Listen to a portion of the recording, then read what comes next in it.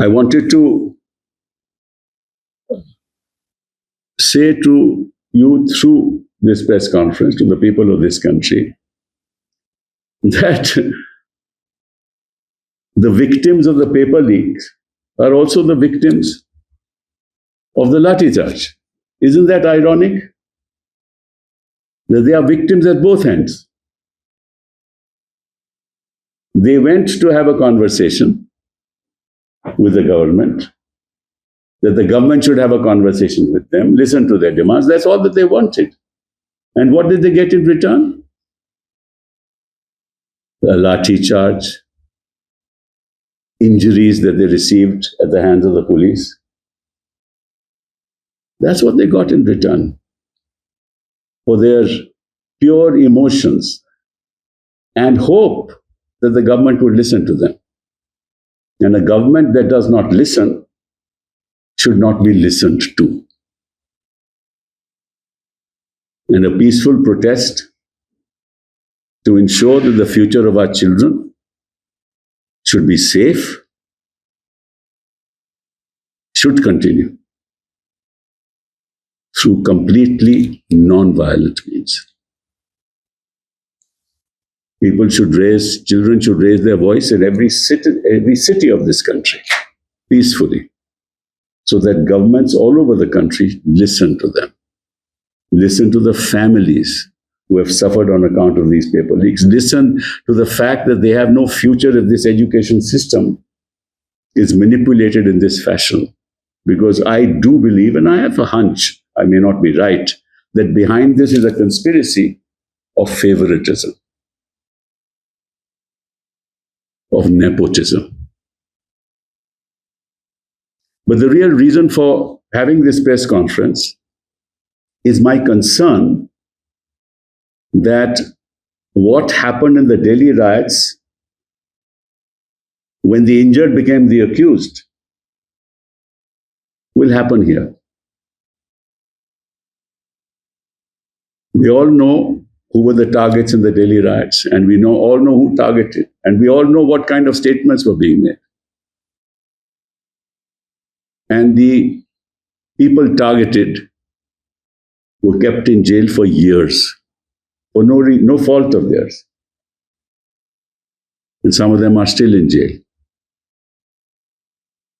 So the two questions I want to place before you, and the two answers I want from the government is, especially in the context of the fact that the police personnel said that they were injured.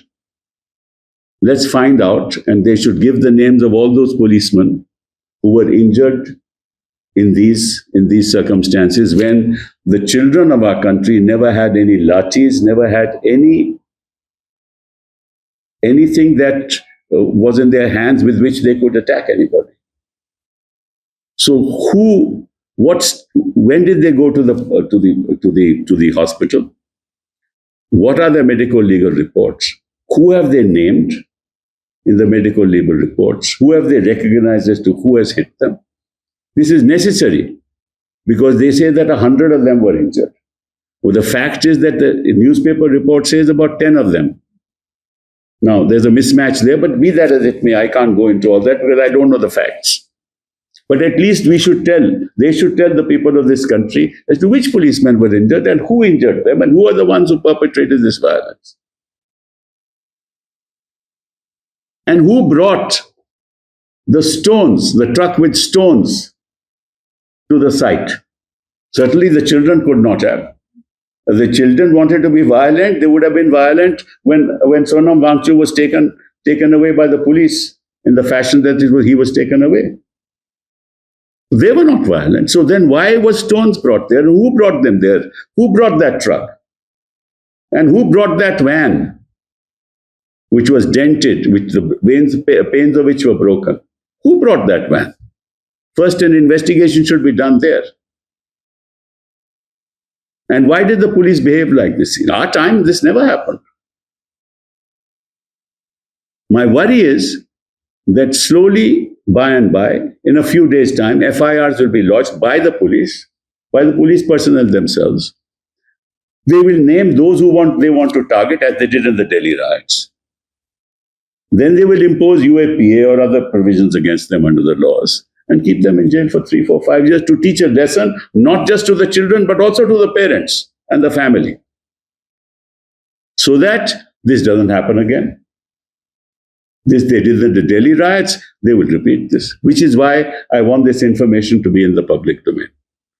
And we also want to know who are the children who were injured and what kind of injuries they sustained. They should also come in the public domain to demonstrate as to how, in what inhuman manner, the police were treating our children.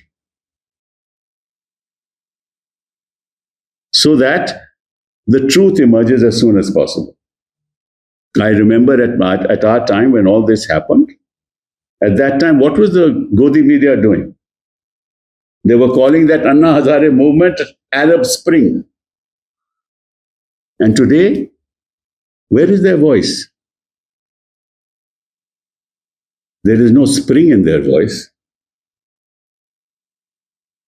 Their alignment with the government is so shameful that I shudder to think and wonder whether these people at all follow the dictums that are necessary to be a true journalist. Fake news and fake journalists are the same. So that's a very sad story in our country. When Ramdev came, we went ministers to meet him. He gave us assurances. And then he broke those assurances. And when Anna Hazare was on fast, our ministers went to talk to him. And here Mr. Nadda says, for the first time a proposal has come. And it's ironic, isn't it? That for the last 21 days, Mr. Nadda knows what the proposal is. Namely, the first thing to do is to remove Dharmendra Pradhan as education minister. They know the proposal.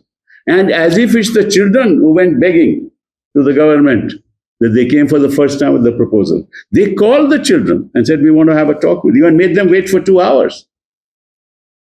And the leaders said of this movement that, look, next time, we're not going to, they'll have to come to us.